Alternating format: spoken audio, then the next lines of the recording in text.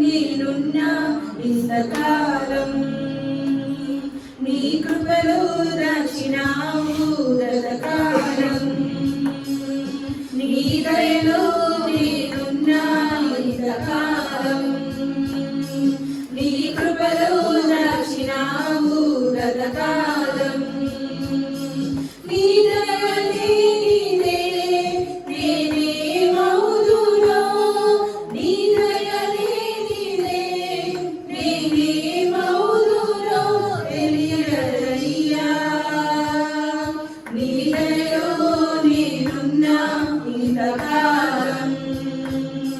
నీ కృపలో దాచినావు గతకాలం నీ దయలో నేనున్నా ఇంతకాలం నీ కృపలో దాచినావు గతకాలం తల్లిదండ్రులు చూపిస్తారు ఎనలేని ప్రేమను నిన్ను చేయాలని ఆశిస్తారు అందనంత గొప్పవారిగా తల్లిదండ్రులు చూపిస్తారు ఎనలేని ప్రేమను నిన్ను చేయాలని ఆశిస్తారు అందనంత గొప్పవారిగా నీ దయలో ఉండేవారు కాగలను అధిపతులుగా నీ దయ లేకపోతే బ్రతుకుతా జరుగునా నీ సిలువ నీడలోనే నన్ను దాచి ఉంచావని నా శేష జీవితాన్ని నీతోనే గడపాలని నీ దయలో నేనున్నా ఇంతకాలం నీ కృపలో దాచినావు గతకాలం నీ దయలో నేనున్నా ఇంతకాలం నీ కృపలో దాచినావు గతకాలం నీ దయాలే నా ప్రాణాన్ని లేని నన్ను నిలిపావు అపవాది కోరలకు అంటకుండా దాచావు నీ దయాలే నా ప్రాణాన్ని లేని నన్ను నిలిపావు అపవాది కోరలకు అంటకుండా దాచావు నీ రెక్కల నీడలో నా ఆశ్రయ దుర్గము ఏ కీడు నా వరికి రాకుండా నీ కృపను తోడుంచువా నీ పాదాల చెంతనే నే పరవశించాలని నా ఆయువున్నంత వరకు నీ ప్రేమ పొందాలని నీ దయలో నేనున్నా ఇంతకాలం నీ కృపలో దాచినావు గతకాలం నీ దయలో నేనున్నా ఇంతకాలం నీ కృపలో దాచినావు గతకాలం నీ దయలే నేనేమవుదునో నీ దయలే నేనేమవుదునో తెలియదయ్యా నీ దయలో నేనున్నా ఇంతకాలం నీ కృపలో దాచినావు గతకాలం నీ దయలో నేనున్నా ఇంతకాలం నీ కృపలో దాచినావు గతకాలం.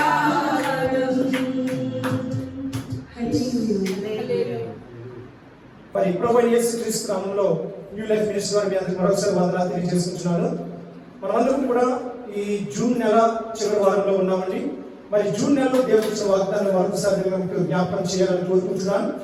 మరి వాగ్దానం ఏంటంటే యెషయా గ్రంథము 30 అధ్యాయము 18వ వచనం, మీ యందు దయ చూపవలనని యెహోవా ఆలస్యం చేయుచున్నాడు, మిమ్మల్ని కరుణింపవలనని ఆయన నిలువబడి ఉన్నాడు. యెహోవా న్యాయం తీర్చు దేవుడు, ఆయన నిమిత్తం కనిపెట్టుకుని వారందరూ ధన్యులు. మరి ఈ వాక్యం మనం ధ్యానం చేసుకోవడం జరిగింది. అయితే ఈ రోజున దేవుని వాక్యం ద్వారా మనం బలపరుస్తున్న వాక్యం ఏంటంటే లూకా రాసిన సువార్త 9వ అధ్యాయము 62వ వచనం. Luke chapter 9:62. లూకా రాసిన సువార్త 9వ అధ్యాయం 62వ వచనం. యేసు నాగటి మీద చెయ్యి పెట్టి వెనక తట్టు చూచువాడెవడును దేవుని రాజ్యమునకు పాత్రుడు కాడని వారితో చెప్పారు. చిన్న ప్రార్థన చేసుకుందాం. మహాగణుడ సర్వాధికారి నీకే వందనాలు తండ్రి. నాయన తండ్రి, ఈ ఉదయకాల సమయమందు పరిశుద్ధ దినముల ఆయన వాక్యం ద్వారా మాతో మాట్లాడుతున్న తండ్రి, ఈ వాక్యమును మేము వివరిస్తుండగా నీ జ్ఞానం ఇచ్చి నడిపించు తండ్రి. ఇక్కడ కూర్చున్న వారందరికీ అర్థమయ్యే విధంగా వారి హృదయాల్లో వాక్యమును ఫలింపచేయమని, అలాగే నీ పరిశుద్ధాత్మ నా పెక్కుమరించి ముందుకు నడిపిస్తానవచ్చు. యేసు నామమున ప్రార్థన వేడుకుంటున్నాం తండ్రి, ఆమేన్. మరొకసారి చదువుకుందాం. లూకా రాసిన సువార్త 9వ అధ్యాయం 62వ వచనం. అక్కడ యేసు అంటే గ్యాప్ ఇచ్చారు కదండి. యేసు అంటే యేసు ప్రభువు చెప్తున్న మాట. యేసు నాగటి మీద చెయ్యి పెట్టి వెనక తట్టు చూచువాడెవడును దేవుని రాజ్యమునకు పాత్రుడు కాడని వారితో చెప్పాను. మరి ప్రియమైన సహోదరి సహోదరులారా, ఈ మాట యొక్క అర్థం ఏంటంటే దేవుని యొక్క రాజ్యం గురించి మనకి మాట్లాడుతున్న మాట. మరి వాక్యం మనం చూస్తూ ఉన్నప్పుడు మనం జ్ఞాపకం చేసుకోవాల్సింది ఏంటంటే మనం దేవుళ్ళు ఎలా ఉన్నాం, మన వైపు ఎటు ఉంది, మనము దేవుని మార్గాన్ని ముందుకు చూస్తున్నామా లేకపోతే వెనకకు వెళ్తున్నామా అనే మాటను వివరిస్తూ దేవుడు నాగటి మీద చేయి పెట్టి వెనకకు తట్టు తిరిగి వారెవరును కూడా దేవుని రాజ్యంలోకి పాత్రుడు కాదని సెలవిస్తున్నారు. అయితే మనందరికీ కూడా వ్యవసాయం గురించి ఐడియా ఉందండి కదండి. వ్యవసాయం కానీ ఏదైనా కూరలు కానీ మొక్కలు కానీ ఆకుకూరలు కానీ ఏదైనా వేయాలంటే నాగలు తీసుకుని దున్నాలి. ఒక మట్టి నాగలు తీసుకుని దున్నాలంటే ఎందుకు దున్నుతాను ముందు మనం తెలుసుకోవాలి. ఎందుకు దున్నాలి అది?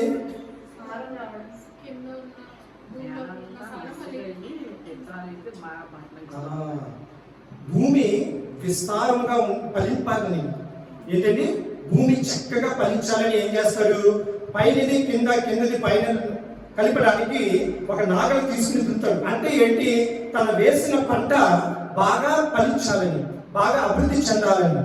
మరి అలా అభివృద్ధి చెందాలని కోరుకున్నప్పుడు నా రైతు ఏం చేస్తాడంటే నాగల్ని తీసుకుని దానికి 2 ఎద్దులు కట్టి ఆ నాగల్ని భూమి మీద కూర్చి తినేం చేస్తాడు, వెనకాల నుండి ఎద్దులు కొడుతూ ఈ నాగల్ని కిందకు తొక్కుతూ ఉంటాడు.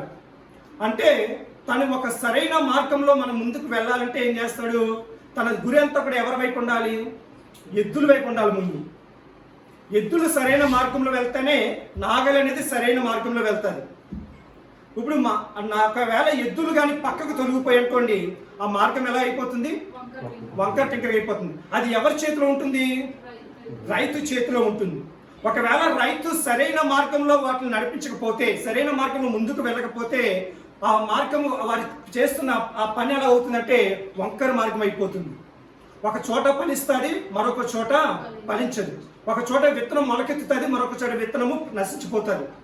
అలాగే మన జీవితాలకి యొక్క గురి ఏంటంటే పరలోక రాజ్యం. మరి పరలోక రాజ్యానికి వెళ్ళాలంటే మనం ఎవరిని వెంబడించాలి, యేసుని వెంబడించాలి. యేసు చెప్పిన మాటలను వెంబడించాలి. యేసు ప్రభువు యొక్క మార్గాన్ని మనం వెంబడించాలి. మరి ఆయన మార్గంను నువ్వు అంగీకరించావు, మనం అందరం కూడా బాప్తిసం తీసుకున్నాం, రక్షణ పొందాం. మరి ఆయనను మనం వెంబడించాలి. ఆయనను వెంబడించకుండా నువ్వు లోకం వైపు తిరిగితే ఏమవుతుంది, నష్టం ఎవరికి, మనకి. మన జీవితాలు ఫలించాలన్నా, మనము ఫలాలు చూడాలన్నా, ఫలాలు పొందుకోవాలన్నా మన మార్గము ఎలా ఉండాలండి, సరైన మార్గము, తిన్నని మార్గముగా ఉండాలి. ఒకవేళ నువ్వు లోకం వైపు కానీ చూసినా, వెనక వైపు కానీ చూసినా ఏమవుతుంది, నీ జీవితం మార్గం తప్పిపోతుంది. ఒకవైపు నువ్వు ఫలించవచ్చు, కానీ మరొక వైపున నీ జీవితంలో నష్టాలు చూడవచ్చు. కానీ మన జీవితం ఎప్పుడు ఫలించాలంటే మనం ఎవరిని వెంబడించాలి? యేసు యొక్క మార్గాన్ని వెంబడించాలి. యేసుని వెంబడించడం కాదు, యేసు చెప్పిన మాటలను మనం వెంబడించాలి. ఆయన ఏ వాక్యాలు అయితే బైబిల్లో చెప్పారో ఖచ్చితంగా అవన్నిటిని కూడా మనం పాటించాలి. మరి ఈ వాక్యం చదువుకున్నప్పుడు ఎందుకు యేసు ప్రభువారు ఈ వాక్యం మనకు చెప్పారు? ఎందుకు ఏ సందర్భంలో యేసు ప్రభువారు ఈ మాట చెప్పారంటే, పైన ముగ్గురు వ్యక్తుల గురించి మాట్లాడుతున్నాడండి ఆయన. ఎంతమంది అండి? ముగ్గురు వ్యక్తుల గురించి మాట్లాడుతున్నారు. మరి ముగ్గురు వ్యక్తులకి 2 వచనాలు చెప్పున వివరిస్తూ, ముగ్గురు వ్యక్తులకి 2 వచనాలు అంటే ఎన్ని వచనాలు? మొత్తం 6 వచనాలు. 6 వచనాలు ఒక్కొక్క వ్యక్తికి 2 వచనాలు వివరిస్తూ అక్కడ వివరణ ఇస్తున్నారు. మరి 5 వివరాలు కూడా మనం చదువుకుందాం. 56 వచనం నుంచి చదువుకుందాం. అంతటా వారు మరి ఒక గ్రామమునకు వెళ్ళిరి. 57 అండి. వారు మార్గమున వెళ్ళుచుండగా అంటే యేసు ప్రభువారు ఆ మార్గాన వెళ్ళుచుండగా ఒకడు నీవు ఎక్కడికి వెళ్ళినను నీ వెంట వచ్చేదనని ఆయనతో చెప్పాను. మరి దాని యొక్క మార్గము, దాని యొక్క మాట, ఆయన చెప్పిన మాట యొక్క అర్థాన్ని మీరు ఎలా గమనిస్తున్నారు? ఆయన యేసుని వెంబడిస్తున్నాడా లేకపోతే యేసు మార్గాన్ని వెంబడిస్తున్నాడా? యేసు మార్గాన్ని వెంబడిస్తున్నాడు అని అనుకుంటున్నాం. కానీ ఆయన ఏమనుకుంటున్నాడంటే, యేసు ప్రభువారు ఆ లోకానికి, ఆ మార్గానికి వచ్చినప్పుడు చుట్టూ కూడా అనేక మంది ప్రజలు ఉన్నారు. చుట్టూ అనేక మంది వచ్చి ఆయనకి స్తుతులు చెల్లిస్తూ కానుకలు అర్పిస్తూ ఎంతో గొప్పగా ఘనంగా గమనిస్తున్నారు. అయితే ఈ వ్యక్తి ఏం చేశాడంటే, యేసు ప్రభువారు ఎక్కడికి వెళ్తే అక్కడికి నేను వెళ్తే ఆ ఘనత నాకు వస్తుంది, ఆ డబ్బులు నాకు ఇస్తారు, ఆ హోదా నాకు ఇస్తారు అని ఇక్కడ ఏం చెప్తున్నాడంటే, ప్రభువా నువ్వు ఎక్కడికి వెళ్ళినా సరే నీ వెనక నేను వస్తాను అంటున్నాడు తప్ప, ప్రభువా నువ్వేం చెప్పావు అది నేను వెంబడిస్తాను, అది నువ్వేం చెప్పావు నేను పాటిస్తాననే మాట రావడం లేదు. యేసు ప్రభువారు ఎక్కడికి వెళ్తే అక్కడికి వస్తాను అంటున్నాడు. దాని యొక్క కింద యేసు ప్రభువారు చెప్పిన మాట మనం చూద్దాం. అందుకు యేసు నక్కలకును గొరియలను ఆకాశ పక్షులకు నివాసములను కలవు గాని మనిషి కుమారునికి తలవాల్చుకున్నటకైనను స్థలము లేదని అతనితో చెప్పాను. ఎందుకంటే దేవునికి తెలుసు మన యొక్క ఆలోచనలు ఎలాగున్నాయి, మన యొక్క నడవడిక ఎలా ఉందనేది. ఇక్కడ అతను ఎప్పుడైతే యేసు ప్రభువారిని నేను వెంబడిస్తాను అంటుంటే తన యొక్క ఆలోచన యేసు ప్రభువారు గమనించారు. ప్రియమైన సహోదరుడా, నీవు నన్ను వెంబడించవద్దు, నా మార్గాన్ని వెంబడించు, నా మార్గాన్ని నువ్వు అనుసరించు, నేను చెప్పిన మాటలను అనుసరించు అంటున్నాడు తప్ప, యేసు ప్రభువారు ఎక్కడికి వెళ్తే అక్కడ గౌరవం వస్తుంది అని చెప్పి ఆయన చెప్పిన మాట ఏంటంటే, నక్కలకు బొరియలు ఉన్నాయి, ఆకాశ పక్షులకు నివాస స్థలములు ఉన్నాయి, కానీ నా దగ్గర ఎటువంటి నివాస స్థలము లేదు. నువ్వు నాతో వస్తే నీకు ఏది లభించదు. ఒక ఇల్లు కానీ, ఒక ఆస్తి కానీ, ఒక అంతస్తు కానీ ఏది నీకు లభించదు. నువ్వు ఎవరిని వెంబడించాలి? దేవుని యొక్క మార్గాన్ని, ఆయన చెప్పిన మాటలు మాత్రమే వెంబడించు అని ఆ వ్యక్తితో మాట్లాడుతున్న మాట. అందుకే ఆ మాటని కింద ట్యాగ్ చేస్తూ ఏమంటున్నారు యేసు ప్రభువారు? మనం 62వ వచనం చదువుకుందాం. నాగటి మీద చెయ్యి పెట్టి వెనక తట్టు చూచువాడెవ్వడును దేవుని రాజ్యమునకు చేరడు. మరి దేవుని యొక్క మార్గాన్ని మనం వివరించాలి. ఎప్పుడైతే ఆ నాగలి ఎద్దులు నాగలి తీసుకుని వెళ్తున్నప్పుడు ఆ రైతు ఏ విధంగా వాటిని వెంబడించి వెళ్ళాడో, మనం దేవుని యొక్క మార్గాన్ని వెంబడిస్తూ వెళ్ళాలి. అందులో శ్రమలు ఉంటాయి, కష్టాలు ఉంటాయి, బాధలు ఉంటాయి, వాటిలన్నింటి కూడా భరించి మనం ముందుకు సాగాలి తప్ప, సగం దూరం వెళ్ళిన తర్వాత బాబాయ్ యేసు మార్గంలో కష్టాలు ఉన్నాయి, బాబాయ్ యేసు మార్గంలో కన్నీళ్ళు ఉన్నాయని ఒకవేళ నువ్వు వెనకకు తిరిగి నీ మార్గాన్ని మర్చుకున్నట్లయితే నీకు పరలోక రాజ్యంలోకి వెళ్ళడానికి మార్గము లేదు. అయితే రెండో వ్యక్తిని ఏమంటున్నాడు చూద్దాం. ఇక్కడ ఏం జరుగుతున్నారంటే, యేసు ప్రభువారే పిలుస్తున్నారు. యేసు ప్రభువారే ఆయన పిలుస్తున్నారు. చదువుకుందాం. ఆయన మరొకరితో యేసు ప్రభువారు ఏమంటున్నారు? నువ్వు నా వెంట రా అని చెప్తున్నారు. అయితే అతను ఏమంటున్నాడు? నేను వెళ్ళి మొదట నా తండ్రిని పాతిపెట్టి వచ్చుటకు సెలవిమ్మని మనవి చేసెను. మరి దీని యొక్క మాట అర్థం ఏమిటండి?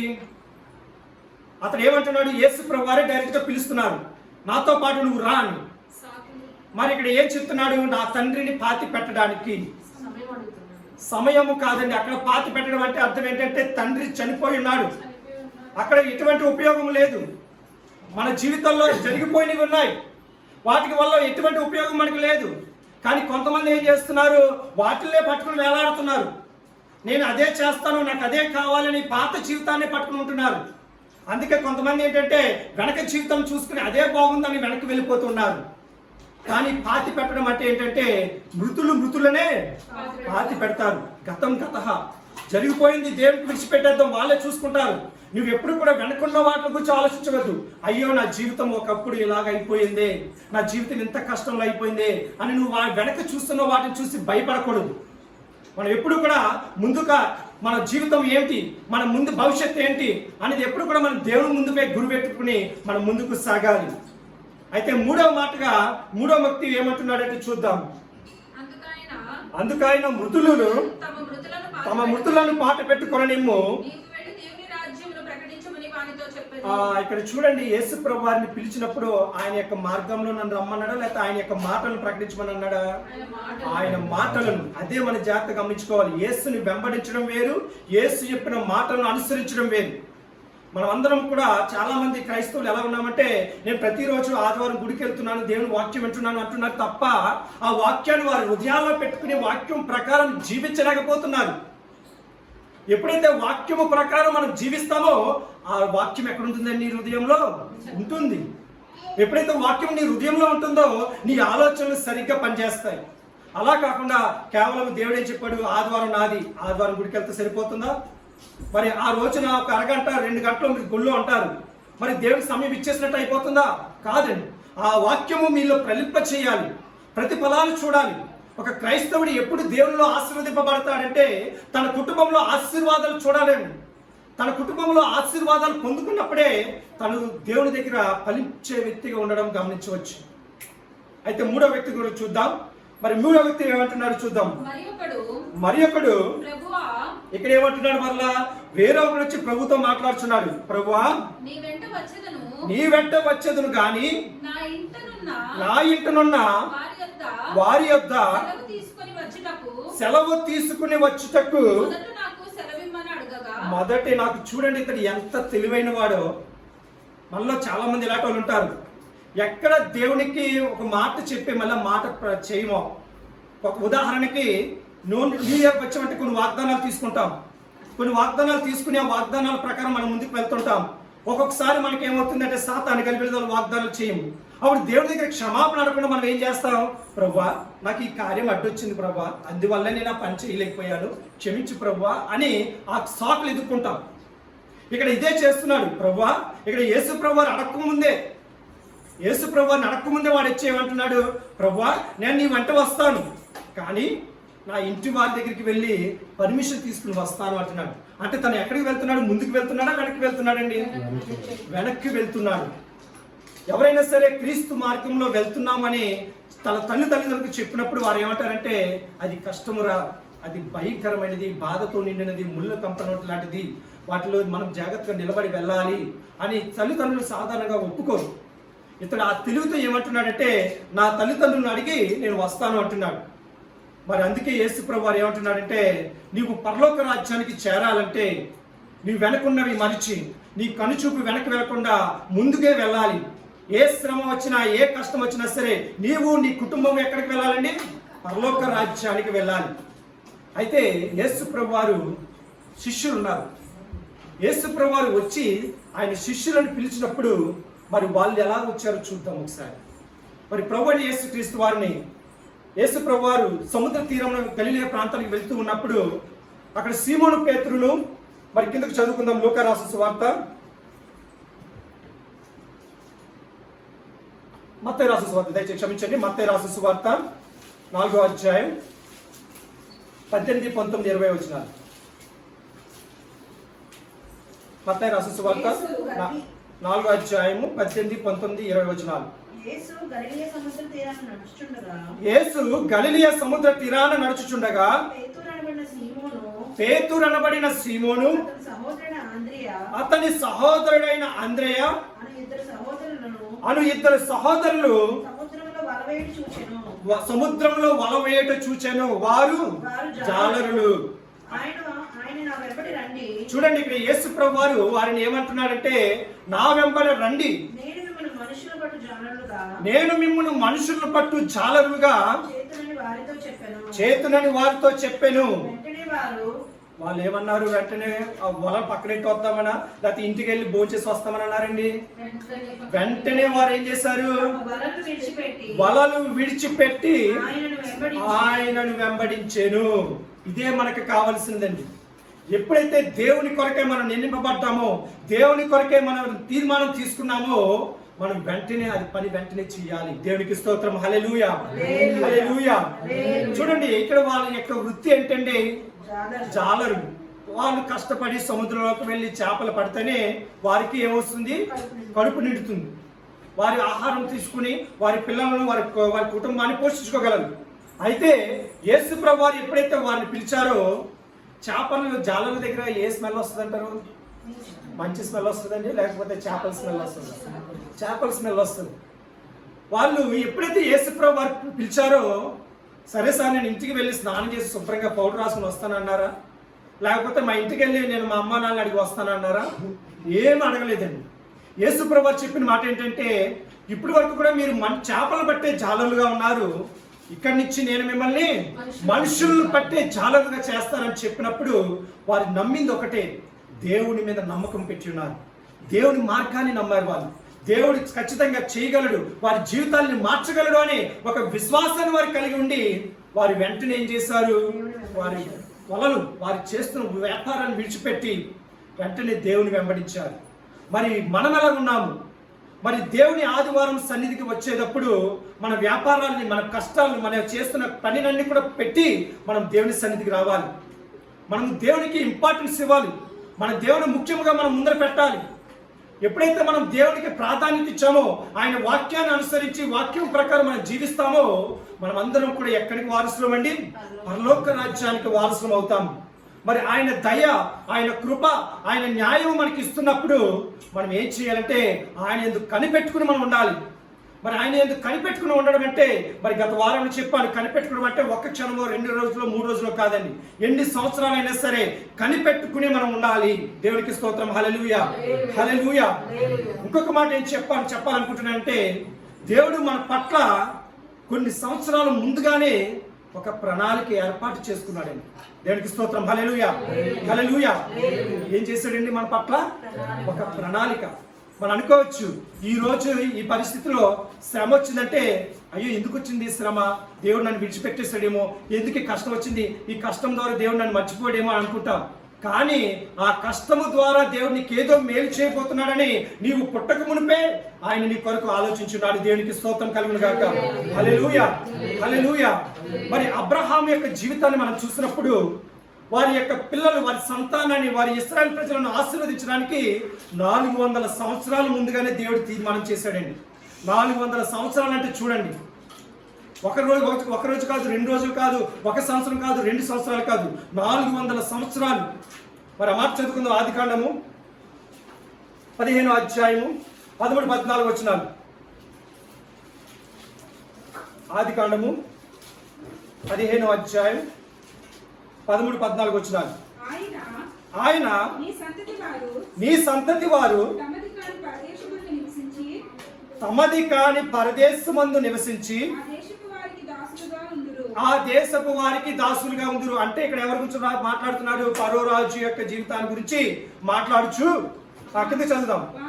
వారు 400 ఏండ్లు. చూడండి, వారు ఇంకా పిల్లలు పుట్టలేదు, వారు ఇంకా పెరగలేదు, ఏమి చేయలేదు. కానీ అబ్రహాంతో దేవుడు చెప్తున్న మాట ఏంటంటే, ఒక శ్రమ వస్తుంది, ఒక రాజు కింద బానిసలుగా ఉంటారు.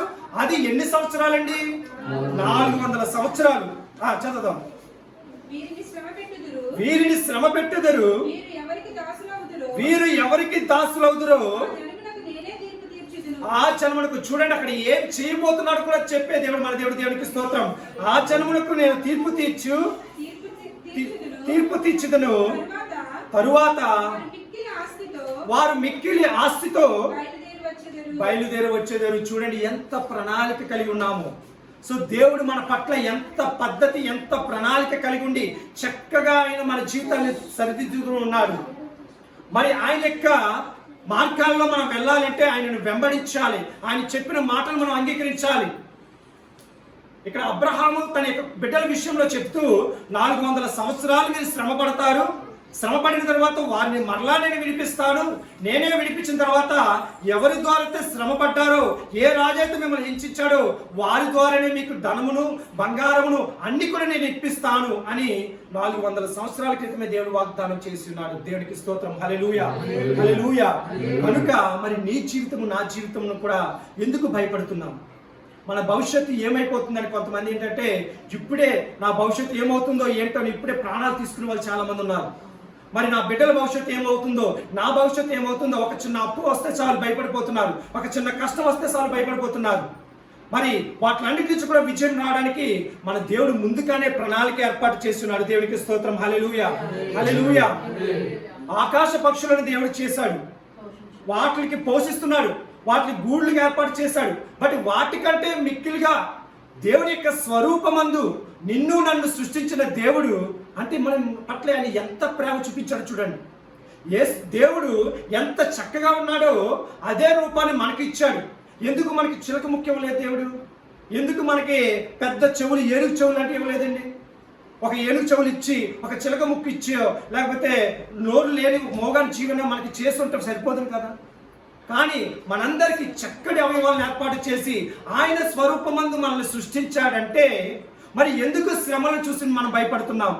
ఎందుకు ఈ శోధనలు చూసి మనం భయపడుతున్నాం? మరి నీ కళ్ళ ముందే ఎన్నో అద్భుత కార్యాలు చేసి ఉన్నాడు కనుక మరి ఏ విషయంలో కూడా మనం భయపడవద్దు. మనం ఎలా ఉండాలంటే ఎద్దును, మన చేతిలో ఎలా ఉంది? మన మార్గం ఉంది. మన మార్గాన్ని మనం నడిపించిన వారు ఎవరు? ప్రభువైన యేసుక్రీస్తు వారు. మరి ఆయన మార్గాన్ని మనం వెంబడించాలి. ఆయన ఏ మాటలైతే చెప్పినాడో మరి ఆయన మార్గాన్ని మనం వెంబడించాలంటే మన ప్రభువైన యేసుక్రీస్తు వారు మన మధ్యలో లేరు కనుక ఆయన చెప్పిన మాటలను ప్రతిదీ కూడా మనం ఒళ్ళిపోకుండా, ఏది కూడా తీసుకోకుండా ఆయన చెప్పిన మార్గంలో మనం నడిస్తే మనం అందరూ కూడా ఎక్కడికి వెళ్తామండి? పరలోక రాజ్యానికి వెళ్తాం. మరి ఆయన రాజ్యానికి వెళ్ళేంత వరకు కూడా మరి ఆయన మనల్ని విడిచిపెడతాడా? విడిచిపెట్టడు. ఏది వచ్చినా సరే, ఏ కష్టం వచ్చినా సరే భయపడకము, నేను నీకు తోడై ఉన్నాను. ఆ వాగ్దానం మన పట్ల ఉంటుంది. ఆయన మనల్ని ముందుకు నడిపిస్తారు. చివరి వరకు మనం ఎలా ఉండాలంటే మరొక వాక్యం మనం చదువుకుందాం. ఫిలిప్పీయులకు రాసిన పత్రిక 3వ అధ్యాయం 13-14 వచనాలు చదువుకుందాం. ఫిలిప్పీయులకు రాసిన పత్రిక 3వ అధ్యాయం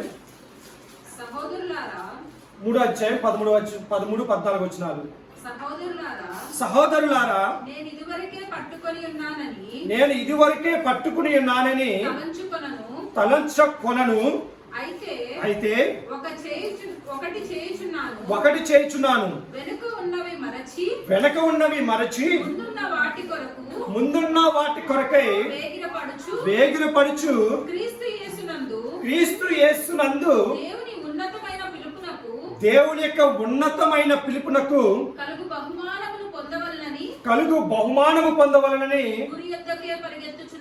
గురి యొద్దకే పరిగెత్తుచున్నాను. మరి ఫిలిప్పీయులకు రాసిన పత్రికలో అపోస్తలుడైన పౌలు గారు చెప్తున్న మాట ఏంటంటే, నేను ఇదివరకే పట్టుకున్నాను తలుచుకొనను, అయితే ఒకటి చేయుచున్నాను, నా వెనక ఉన్నవి మరచి. మరి ఆయన వెనకున్నవి ఏమున్నాయి? సంతోషం, ఆనందం ఉందండి. శ్రమలు, బాధలు, అవమానాలు, సోదలు, జైల్లో పెట్టారు, ఎన్నో నిందలు వేశారు. మరి వాటిలన్నింటినీ కూడా చూసి ఈయన సువార్తను విడిచిపెట్టాడా? విడిచిపెట్టలేదండి. నా వెనకుండవి మరచి ముందున్న వాటి కొరకై వేగురుపడుచున్నాడంటే మరి మన జీవితంలో కూడా మరి వెనకున్న వాటిని చూసుకుని జ్ఞాపకం చేసుకుని బాధపడి కన్నా ముందున్న వాటి కొరకే మనం వేగురుపడాలి. మనకి కావాల్సింది ఏంటండి? మన గురి ఎక్కడ? ప్రభువే, పరలోక రాజ్యమే మన గురి. మరి ఆ గురి దగ్గరికి వెళ్ళాలంటే మనం ఏం చేయాలి? వెనకున్నవి మరిచి ముందున్న వాటి కొరకే మనం పరిగెట్టాలి. యేసుక్రీస్తునందు దేవుని ఉన్నతమైన పిలుపుకు కలుగు బహుమానము. మరి పరలోక రాజ్యానికి వెళ్తే ఏమొస్తుంది మనకి? ఆయనతో పాటు కూడా ఉండి మనం ఆయనను ఆరాధిస్తవచ్చు. ఆయన మనకు చక్కటి ప్రదేశాన్ని మనకు ఏర్పాటు చేస్తున్నాడు. అక్కడ కన్నీరు ఉండదు, దుఃఖం ఉండదు, బాధ ఉండదు, ఎటువంటి శ్రమ ఉండదు. ఎప్పుడు కూడా సంతోషము, సమాధానమే. మరి మనందరికీ తెలుసు పరలోకం ఉంటుంది, ఇంకోటి ఏంటండి? నరకము ఉంటుంది. వాటి నుంచి ఎవరు కూడా తప్పించుకోవడానికి అవకాశం ఉండదు. కనుక మనకు ఒక తీర్పు ఉంటుంది. ఆ తీర్పులో మనము పరలోకము వెళ్ళాలంటే మన గురి ఎప్పుడు కూడా పరలోక రాజ్యం వైపే ఉండాలి. మన మార్గం ఎలా ఉండాలండి? సరైన మార్గమే వెళ్ళాలి. మనం కోరుకోవాల్సింది ఏంటి? దేవుని యొక్క ఆత్మ మన మీద ఉండాలని, దేవుని యొక్క పిలుపు మన మీద ఉండాలని, దేవుని యొక్క మార్గం మన మీద ఉండాలని మనం కోరుకోవాలి. అయితే ఒక మాట చెప్పి నేను ముందుకు వెళ్తాను. ఒక రాజు ఉన్నాడంటండి. ఒక రాజుకి 3 భార్యలు ఉన్నారంట. అప్పట్లో ఉండేవారు, ఇప్పట్లో కాదండి. సో అప్పట్లో ఒక రాజుకి 3 భార్యలు ఉండేవారు. అయితే రాజుకి మరణకరమైన వ్యాధి వచ్చిందంటే. ఏమొచ్చింది? వ్యాధి వచ్చింది. తను ఇంకా కొద్ది రోజుల్లో చనిపోతాడు అని తెలిసింది. అయితే తన 3 భార్యలను పిలిపించి నీకేం కావాలని అడిగాడంటే. 3 భార్యలను పిలిపించి నీకేం కావాలి, మీరు నా నుండి ఏమి కోరుకుంటున్నారు అని అడగడం జరిగిందంటే. మొదటి భార్య వచ్చి ఏమైందంటే, నాకు నీ బాడీ కావాలి, నీ శరీరం కావాలి, నీ శరీరం నాకు ఇచ్చే, ఒకవేళ నువ్వు చనిపోతే నీ శరీరం నాకు కావాలని రాయి అని అందంటే. రెండో ఆవిడని అడిగాడంటే. రెండో ఆవిడని అడిగితే ఏమందంట, నీ చుట్టూ ఉన్న ప్యాలెస్, బంగ్లాలు ఇవన్నీ కూడా, నీ కార్లు అన్నీ కూడా నాకు రాసే అని అందంటే.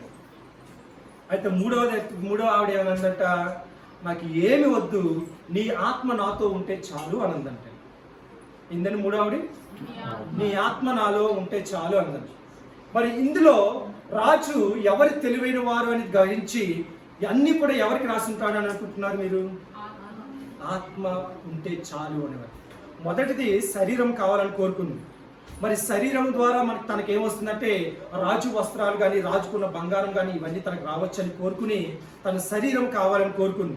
శరీరం ఎక్కువ కాలం ఉంటుందండి, ఉంటే మ్యాక్సిమం ఎంత ఉందండి, ఒక 5 రోజులు 10 రోజులు, అది కూడా దానికి అత్తర్లు ఇవన్నీ పూస్తేనే ఉంటాయి. తర్వాత ఏమవుతుంది, మట్టిలో కలిసిపోతుంది. రెండవది ఏంటంటే ఆస్తి, బంగారం, ఇవి శాశ్వతం ఉంటాయండి, ఇవి కూడా శాశ్వతంగా ఉండవు. ఈ రోజున మన దగ్గర ఏది ఉందో అది రేపు మనది కాదు, అది మనది అవ్వదు. వస్తుంది, దేవుడికి కొన్ని ఇస్తాడు, కొన్ని పోగొట్టు వెళ్తూ ఉంటాయి. సో అలాగా బంగారం ఇవన్నీ కూడా శాశ్వతం కాదు. అయితే మూడవ వ్యక్తి కోరుకున్నది ఏంటంటే ఆత్మ. మరి ఆత్మని ఎప్పుడైతే కోరుకుందో, ఆత్మ ఎప్పుడు కూడా దేవుని మనుషుల దగ్గరే అంటే ఉంటుందని కానీ తనతో పాటు ఉంటుంది. ఆయన రాకడ వచ్చేంత వరకు కూడా ఈ భూమి మీద ఉంటాయంటే. ఆయన రాకడ సమయంలో ముందు ఎవరు లేవనెత్తబడతారు? సమాధిలో ఉన్న వారి యొక్క ఆత్మలు లేవనెత్తబడతాయి. సో ఈ మూడవ భార్య ఏం కోరుకుందంటే, ఆత్మను కోరుకోవడం ద్వారా నిజమైన ప్రేమ ఎవరి దగ్గర ఉందని కోరుకుని తెలుసుకున్నాడు రాజు. తన మూడవ వ్యక్తి భార్య ద్వారా తెలుసుకున్నాడు. సో ఆ విధంగా మనము కూడా ఏది కావాలనుకోవాలనుకుంటే, ఈ లోకంలో మనకి ఈ అందం ఉంది, ఈ అందం శాశ్వతం అనుకుంటాం. ఇది ఒక్కొక్క విధంగా ఏజ్ చేసినట్టు ముసలు పడిపోతాయి. దాన్ని ఎంత మేకప్ వేసి ఎన్ని రంగులు పూసుకున్నా సరే ముసలివారికి ముఖము ముసలివారిగానే కనబడుతుంది. సో అలాగే విధంగా బంగారం చూసుకున్నా, ఏది చూసుకున్నా సరే అది మనకి శాశ్వతం కాదు. ఈ రోజున ఉన్నది రేపు ఉండదు, అవి కూడా మనకు శాశ్వతం కాదు. కానీ మనతో ఉండేది ఏంటంటే పరిశుద్ధాత్మ. పరిశుద్ధాత్మ ఎప్పుడైతే మనతో ఉంటుందో, మనం పక్క త్రోవ పడిపోకుండా, పక్క మార్గంలో పడిపోకుండా సరైన మార్గంలో నడిపించడానికి దేవుని యొక్క పరిశుద్ధాత్మ మనకి సహాయం చేస్తుంది. కనుక మనమందరం కూడా కోరుకోవాల్సింది ఏంటంటే, ప్రభువా నీ ఆత్మ నాకు సహాయం చేయ తండ్రి. ప్రభువా నీ పరిశుద్ధాత్మ నాకు కావాలి తండ్రి. నీ పరిశుద్ధాత్మతో నన్ను నడిపించు ప్రభువా. ఎన్ని శ్రమలు వచ్చినా, ఎన్ని శోధనలు వచ్చినా సరే, ఎన్ని కష్టాలు వచ్చినా సరే నీ సహాయం నాకు ఉంటే చాలు ప్రభువా. వాటిని జయించడానికి నేను సరిపోతాను తండ్రి, నీ శక్తి నాకు ఇవి తండ్రి ప్రభు అని ఎప్పుడైతే పరిశుద్ధాత్మ సహాయం మనం కోరుకుంటామో, మనం ఈ లోకంలో ఎన్ని వచ్చినా, ఎన్ని శ్రమలు వచ్చినా సరే వాటిని భయపడవలసిన అవసరము మనకు లేదు. అయితే చివరికి ఒక మాట నేను చెప్పి ముగిస్తాను. మత్తయి రాసిన సువార్త 7వ అధ్యాయం 21వ వచనంలో చక్కటి మాట చెప్తున్నారు. మత్తయి రాసిన సువార్త 7వ అధ్యాయం 21వ వచనం. ప్రభువా ప్రభువా అని నన్ను పిలచు ప్రతివాడును పరలోక రాజ్యంలో ప్రవేశింపడు గాని పరలోకమందున్న నా తండ్రి చిత్త ప్రకారము చేయువాడే ప్రవేశించును. మరి దీన్ని బట్టి మీరు ఏం అర్థం చేసుకున్నారు? ప్రార్థన చేసేసి ప్రభువా ప్రభువా అంటే సరిపోదండి. మనం ఏం చేయాలి? ఆయన చెప్పిన ఆజ్ఞలను పాటించాలి, ఆయన మార్గంలో మనం నడవాలి, ఆయన చేసిన పనులను మనము కార్యరూపంలో, క్రియ రూపంలో మనం చూపించాలి. అప్పుడే పరలోకంలో ఉన్న తండ్రి ఏమంటాడంటే, నా బిడ్డ నా మార్గంలో వెళ్తుంది కనుక నా బిడ్డను నేను ఆశీర్వదిస్తాను అని ఆయన ఆశీర్వాదాలన్నీ కూడా సమృద్ధిగా మనకి ఇస్తాడు. కొంతమంది జీవితాలు ఎలా ఉంటాయంటే, దేవుని సన్నిధికి వచ్చినప్పుడు కన్నీరు విడిచి ప్రార్థన చేస్తారు, చక్కగా పాటలు పాడతారు. కానీ ఆదివారం అయిపోయిన తర్వాత వాళ్ళు ఎలా ఉంటారంటే వాళ్ళ లోకానుసారంగా పడిపోతారు. వారు అనుకుంటారు, నేను చక్కగా సన్నిధికి వెళ్తున్నాను, పాటలు పాడుతున్నాను, నేను వాక్యం చదువుతున్నాను కదా, మరి నేను దేవుడికి ఇవ్వాల్సింది ఇస్తున్నాను, మరి నేను లోకంలో ఉన్నాను కాబట్టి లోకానుసారంగా వెళ్ళాలి అని అనుకుని లోకానుసారంగా వెళ్ళే వాళ్ళు ఉంటారు. మరి వాళ్ళు ఆశీర్వదింపబడతారా? లేదండి. ఎవరైతే దేవుని మార్గాన్ని వెంబడించి దేవుని చిత్త ప్రకారం చేస్తారో వారు మాత్రమే ఆ ఆశీర్వాదాలు పొందుకుంటారు. అందుకే ఈ ఆశీర్వాదాలన్నీ పొందుకోవాలంటే మనం ఏం చేయాలంటే దేవుని వాక్యము ద్వారా మనం నడవబడాలి. అయితే నేను బైబిల్ ట్రైనింగ్ పొందుతున్నప్పుడు నాకు ఒక ప్రశ్న వేశారండి. మొత్తం బైబిల్లో ఎన్ని అధ్యాయాలు ఉన్నాయండి? మొత్తం ఓవరాల్గా ఎన్ని గ్రంథాలు ఉన్నాయి? అదే ఓవరాల్ బుక్స్ 66, మొత్తం 66 పుస్తకాలు ఉన్నాయి. ఈ 66 పుస్తకాలని నువ్వు మిక్స్ చేసి ఒక మాటగా చెప్పాలంటే మీరు ఏం చెప్తారు? ఈ 66 పుస్తకాలు మనకు ఉన్నాయి. పాత నిబంధన గ్రంథము, కొత్త నిబంధన గ్రంథంలో రెండు కలిపితే 66 ఉన్నాయి. ఈ 66 గ్రంథాలు మనకు తెలుసు, ఈ 66 పుస్తకాలు మనకు తెలుసు. అయితే వీటిలన్నిటిని కలిపి ఒక మాటగా మీరు చెప్పాలి అంటే మీరు ఏం చెప్తారు? ఇంకా వాక్యమే దేవుడు, అది అందరికీ తెలుస్తుంది. వాక్యమే ఇది దేవుడు చెప్పిన మాటలే. మీరు సొంతంగా ఏ నిర్ణయం తీసుకుంటారు? ఈ 66 గ్రంథాలు మీకు చేసి ఒక మాటగా మీరు చెప్పాలంటే, సువార్త విషయంలో మీరు చెప్పాలంటే, ఒక రోజున ఒకరు వచ్చి ఈ బైబిల్ పట్టుకుని ఈ బైబిల్ ఏంటమ్మా నీకు ఏమర్థమైంది, ఏముంది ఇందులో, ఒక మాట రూపంలో చెప్పు అంటే ఏం చెప్తారు? ఇదే మార్గము, దేవుని యొక్క మార్గం ఇదే, పరలోక రాజ్యానికి మార్గం ఏదండి? ఇదే బైబిలే. ఈ 66 పుస్తకాలు చెప్తున్న మార్గం ఏంటంటే పరలోక రాజ్యానికి ఎలా వెళ్ళాలో చెప్పే మాట ఇది. అందువల్ల ఇవి మనలో ఉన్నప్పుడు, ఆ మార్గము, సత్యము, జీవం మనలో ఉన్నప్పుడు మనం ఎక్కడికి వెళ్తామండి? పరలోక రాజ్యానికి వెళ్తాం. మరి ఇందులో మాటలన్నీ కూడా మన హృదయాల్లో పెట్టుకుందాం. ప్రతి ఒక్కరం కూడా దేవుని వాక్యం ద్వారా నడుద్దాం, దేవుని వాక్యం ద్వారా బలపరచబడదాం, దేవుని వాక్యం ద్వారా ఈ లోకంలో జీవిద్దాం. జీవించినప్పుడు మనకి ఎన్ని శోధనలు వచ్చినా, ఎన్ని శ్రమలు వచ్చినా సరే వాటికి భయపడకుండా ఆయన రాకడ వచ్చేంత వరకు కూడా ధైర్యంగా ఆయన పెట్టగా మనం జీవించడానికి దేవుడు మనకి సహాయం చేస్తాడు. కనుక అందరూ కూడా లేచి నిలబడదాం. మనం అందరూ కూడా ప్రార్థన చేసుకుని ఆరాధన ముగించుకుందాం. అందరూ కూడా లేచి నిలబడదాం. మరి ఈరోజు వాక్యం ద్వారా దేవుడు మనతో మాట్లాడిన మాట ఏమిటంటే, మరి వెనకడికి నాగలి దున్నేటప్పుడు ఏం చేయాలని మనము ఎదుటి ఉన్న వాటి వెనకే వెంబడించాలి. మనం జీవితాలు, పాత జీవితాలు వెనక్కి ఏమున్నాయో చూసుకుంటే మన మార్గము తప్పుడు మార్గంలో వెళ్ళిపోతుంది. ఒకవేళ సాతాను నీలో ప్రవేశించవచ్చు, నీలో గలిబిలి చేయవచ్చు, నీలో విశ్వాసాన్ని తీసివేయవచ్చు. కనుక ఎప్పుడు కూడా ఏది అడ్డంకు వచ్చినా సరే నా దేవుడు నాకు ముందున్నాడు, ఆయన మార్గంలో నేను వెళ్తానని ఎప్పుడు కూడా ఆయన మార్గంలో ముందుకు వెళ్ళడానికి సహాయం చేయగా మనం అందరూ కూడా ప్రార్థన చేద్దాం. ప్రభువా, మరి నీ మార్గంలో నేను వెళ్ళాలంటే నేను ఎటువంటి సాకులు చెప్పకూడదు తండ్రి. ప్రభువా నాయన, నీతో ఉంటే నాకు గొప్ప పేరు వస్తుందో లేకపోతే ఉన్నత స్థానంలో నేను ఉంటానని అనుకోవడం కాదు, కానీ నేను నీకు చెప్పిన మాటలు నేను పాటించాలని ఆ మొదటి వ్యక్తి ద్వారా మనం తెలుసుకున్నాం. రెండో వ్యక్తి ద్వారా ఏంటంటే తన తండ్రి చనిపోయినప్పుడు పాత పెట్టడానికి తనకి వెనక్కి వెళ్తూ ఉన్నాడు. కానీ గతించిపోయినవి ఎప్పుడు కూడా వెనక్కి తిరిగి చూసుకోవద్దు, ముందున్న వాటి వరకే ప్రయత్నం చేయి. అదేవిధంగా మూడో వ్యక్తి చెప్తున్నది ఏంటంటే నా తల్లిదండ్రుల దగ్గరికి వెళ్ళి నేను పర్మిషన్ తీసుకుని వస్తాను అంటున్నాడు. నీవు ఒక్కసారి వెనకకి వెళ్తే ఆ అవకాశాన్ని, దేవుడు ఇచ్చిన అవకాశాన్ని కోల్పోతావు. కనుక వచ్చిన అవకాశాన్ని మనం సద్వినియోగం చేసుకోవాలి. ప్రభువా, మరి నీ రాకడ వచ్చేంత వరకు కూడా నీ బిడ్డగా నేను ఉండడానికి నీ సహాయం చేయి ప్రభువా. నాయన, నీ మార్గంలో నేను నడవాలి తండ్రి, నీ వాక్యము ప్రకారం నేను జీవించాలి తండ్రి. ప్రభువా నాయన, నీ భక్తులో నేను ముందుకు సాగాలి ప్రభువా అని మనం అందరం కూడా విశ్వాసంతో, భయభక్తులతో దేవుని దగ్గర ప్రార్థన చేసుకుందాం. ఒకవేళ ఇప్పటి వరకు కూడా నీవేదైనా మార్గంలో తొలగిపోయిన ఉన్నట్లయితే, ప్రభువా మరి నేను నీ మార్గం విడిచిపెట్టి పాపం చేశాను తండ్రి, నన్ను క్షమించు తండ్రి. ప్రభువా మరలా నాకు ఒక అవకాశం ఇవ్వు తండ్రి. ప్రభువా నేను నాకు మారు మనసు దయచేయి తండ్రి. ప్రభువా నీ మార్గంలో నన్ను నడిపించు ప్రభువా అని మనం అందరం కూడా ప్రార్థన చేద్దాం. దేవుని దగ్గర క్షమాపణ అడుగుదాం. ప్రభువా ప్రభువా అని పిలిచేవాడు నా తండ్రి చిత్తం, నా పరలోక రాజ్యాన్ని చేరడు గాని పరలోకపు తండ్రి చిత్తము నెరవేర్చువాడే ఆయన పరలోక రాజ్యముకు చేరడుగానే నీ వాక్యం ద్వారా సెలవించిన తండ్రి. ప్రభువా నిజమే తండ్రి, మేము ప్రభువా ప్రభువా అని పిలుస్తున్నాం కానీ ఆయన నీ వాక్యము ప్రకారం మేము జీవించట్లేదేమో తండ్రి. ప్రభా ఆయన నీ మార్గంలో నేను నడవడం లేదేమో తండ్రి. ప్రభా ఇప్పుడే ఆయన మా మార్గములన్నీ కూడా నీ చేతులు చెప్పుకుంటున్నాం తండ్రి. నీ వాక్యము ప్రకారం నడిపించు ప్రభువా అని ప్రార్థన చేద్దాం. ప్రభా నీ మార్గంలో నన్ను నడిపించు ప్రభువా అని ప్రార్థన చేద్దాం. ఆయన మా పట్ల నువ్వెంతో ప్రణాళిక కలిగి ఉన్నావు తండ్రి. ప్రభువా మా కుటుంబం పట్ల, మా బిడ్డల పట్ల నీకు ఒక ప్రణాళిక ఏర్పాటు చేసుకున్నావు తండ్రి ప్రభా. నేను వాటిని మేము పొందుకోవాలంటే, ఆ మేలును మేము చూడాలంటే నీ మార్గంలో మేము ఉండాలి తండ్రి ప్రభా. నీ సత్యంలో మేము నడవాలి తండ్రి. నాయన నీవే మాకు తోడుగుండి నడిపించు తండ్రి. నాయన నీ వాక్యము మా పాదములకు దీపమును, మా త్రోవలకు వెలుగై ఉన్నదని సెలవించిన తండ్రి ప్రభా. నాయన నీ వాక్యము ద్వారా మమ్మల్ని నడిపించు తండ్రి, మా మార్గంలో నడిపించు ప్రభా అని ప్రార్థన చేద్దాం. ప్రతి ఒక్కరు కూడా ప్రార్థన చేద్దాం, ప్రార్థన చేద్దాం, ప్రార్థన చేద్దాం. స్తోత్రం, స్తోత్రం, స్తోత్రం, స్తోత్రం, స్తోత్రం, స్తోత్రం. నీ వాక్యమే నన్ను బ్రతికించెను, బాధలలో నెమ్మదినిచ్చెను.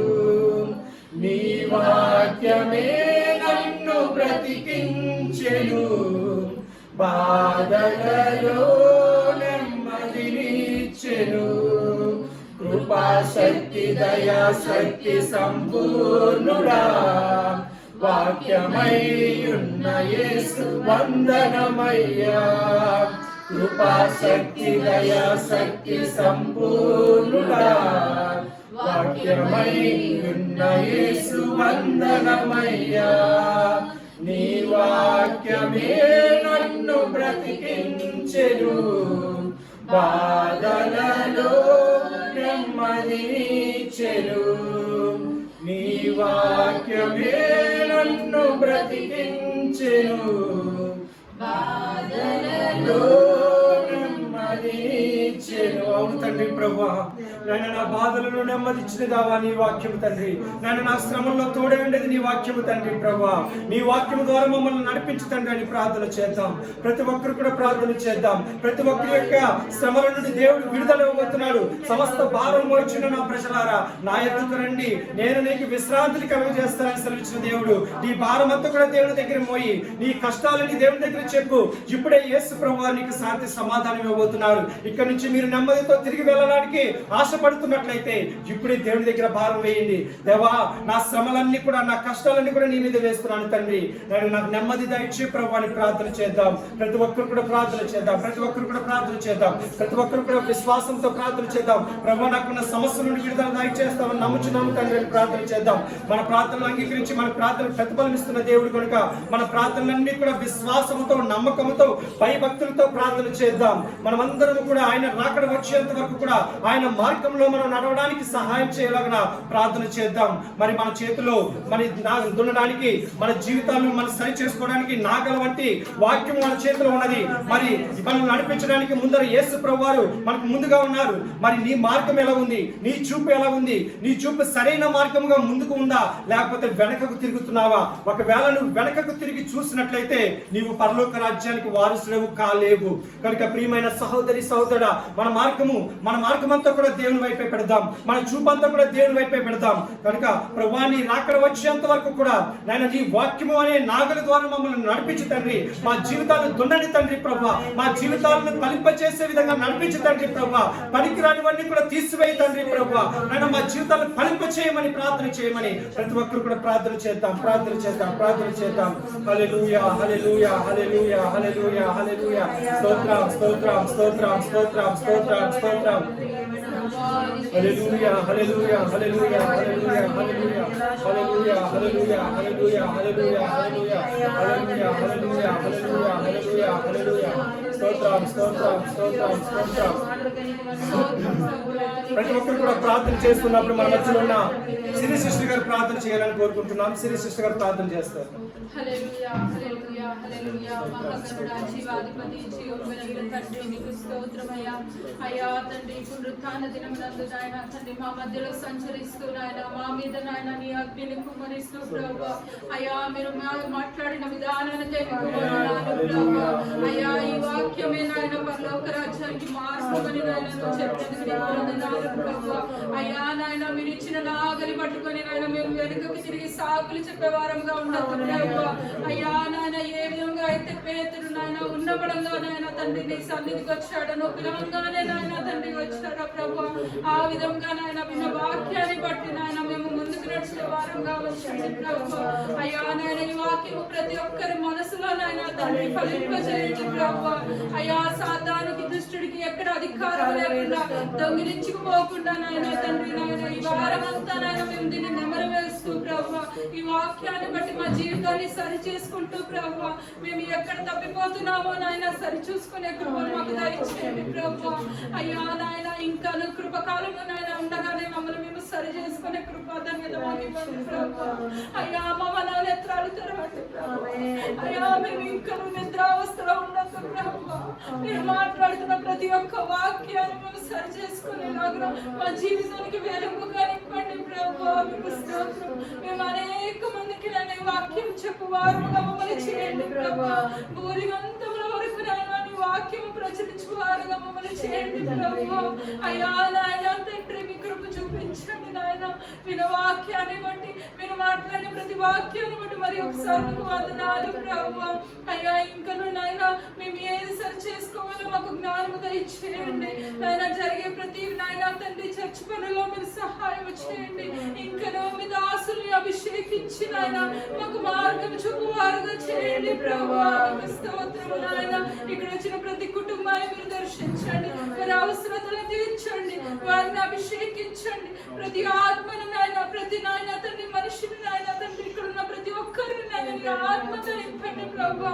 ఏవైతే నాయన తండ్రి అయ్యా నాయన ఆత్మీయ వరముల కోసం మేము అడుగుచున్నామో ప్రభువా వాటన్నిటితో మమ్మల్ని నింపండి నాయన. మీకే స్తోత్రము ప్రభువా. మేము హక్కుదారులమైన ప్రతి ఒక్క వరము చేత మమ్మల్ని నింపండి తండ్రి. మీకు స్తోత్రము నాయన. అదే విధంగా ప్రభువా అయ్యా నాయన న్యూ లైఫ్ మినిస్ట్రీస్ కూడా అనేకమైన ఆత్మల మీరు పంపుతారని నమ్ముచున్నాము ప్రభువా. మీ మార్గము త్రోవలు సరళము చేయండి నాయన. ఈ సంఘము నాయన ఇంకా విస్తరింప చేయండి ప్రభువా. అయ్యా ఎక్కడ మేము ప్రార్థన చేసుకోవాలో స్వేచ్ఛగా మిమ్మల్ని ఎక్కడ ఆరాధించుకోగలగాలి నాయన మీరు మాకు మార్గం చూపించండి తండ్రి. అయ్యా ఇంకా నాయన ఈ సంఘము బట్టి నాయన మీరు ఆనందించలాగున నాయన మాట్లాడేది సరి చేయండి ప్రభువా. మీకు స్తోత్రం చెల్లించుకుంటూ అయ్యా నాయన ఈ రోజు అంతట్లో నాయన మిమ్మల్ని నాయన అయ్యా స్తుతించడానికి మీరు ఇచ్చిన మరి యొక్క అవకాశాన్ని బట్టి వందనాలు చెల్లించుకుంటూ నాయన ఇక్కడ జరిగిన సండే స్కూల్ బట్టి నీకు వందనాలు, సండే స్కూల్ టీచర్ని బట్టి నీకు వందనాలు ప్రభువా. చెప్పిన ప్రతి ఒక్క సాక్ష్యాన్ని బట్టి నీకు వందనాలు ప్రభువా. అయ్యా నాయన ప్రతి ఒక్క ప్రార్థన అవసరాలను బట్టి నీకు వందనాలు ప్రభువా. అయ్యా విజ్ఞాపన ప్రతి ఒక్కటి మీరు ఫలింపజేస్తారని మేము నమ్ముచున్నాము తండ్రి. అయ్యా మా సేవకుల కుటుంబాన్ని మీరు దీవించండి, ఆశీర్వదించండి. ఇక్కడ వచ్చిన ప్రతి ఒక్క బిడ్డను మీరు దీవించి ఆశీర్వదించమని అయ్యా మీ చిత్తమైతే మరి ఒకసారి మిమ్మల్ని కలుసుకొని ప్రార్థించడానికి మీరు ఇచ్చిన అవకాశాన్ని బట్టి వందనాలు చెల్లించుకుంటూ యేసయ్య ఘనమైన నామములో అది వినియోగ బతిమాల వేడుకుంటున్నాము మా పరమ తండ్రి.